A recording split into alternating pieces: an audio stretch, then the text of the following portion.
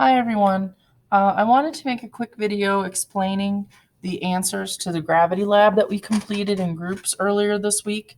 I noticed a lot of you were making similar mistakes, and I wanted to go over the answers that you hopefully came up with your group mates to show that you understand the factors that affect gravity. Remember, the purpose of this lab was to explore what affects gravity. So the first couple questions on the lab sheet were predictions. I looked to see that you answered these. Some of you did and some of you didn't. Number 3 asks you to open the lab, and it takes you to a site that looks like this. By far the most simple PhET setup. If you uncheck the boxes, it just tells you you have a mass 1, mass 2, and this arrow represents the force on mass 1 by mass 2, and this arrow represents the force on mass 2 by mass 1. So mass 1 is pulling mass 2 towards it. That's why the arrow is pointing that way. Mass 2 is pulling mass 1 towards it. That's why the arrow is pointing that way. But it defaulted to having this checked, so you can actually see the force of gravity measured in newtons, which is important. Also, it tells you how far away they are in kilometers.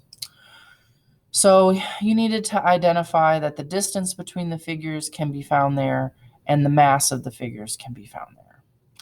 Number 6, and this should be a number 7, but it says 1. These two data tables are the bulk of what you needed to focus on in this activity. There are two variables, two things that you as the user or the experimenter can change on this site.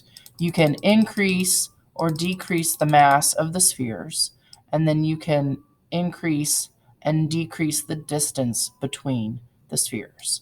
And we talked in class in the Freyr models and in the book discussion that mass and distance are the two variables that affect how strong the force of gravity is going to be. And this was meant to show you how the mass can affect the force of gravity and how the distance can affect the force of gravity, because they don't have the same type of effect, okay? When you increase the mass, you should observe, yes, that the arrows get longer, but we are not focusing on the arrows. We're focusing on the force of gravity.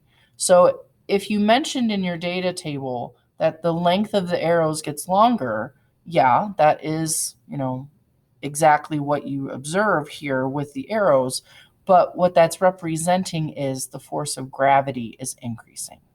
So you should have, when mass increases, the gravity force increases, or the force of gravity increases. Okay, they're directly related to each other.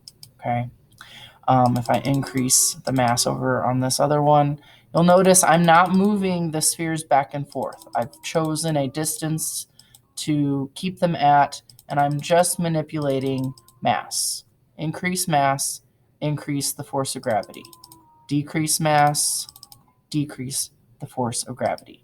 That's what you should have in this first part, or in the second part. Depends on if you started with mass or distance. The second part of this activity focuses on the distance between them. So pick a mass that you want to keep them at, and then drag them back and forth. And you'll notice that these are inversely related. When you decrease the distance, that means they get closer together, you are increasing the mass. That's what it means when the arrows get longer.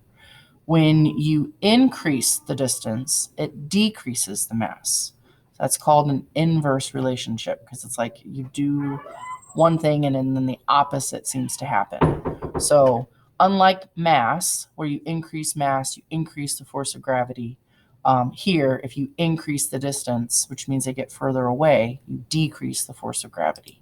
So that's what you needed to have in the second box.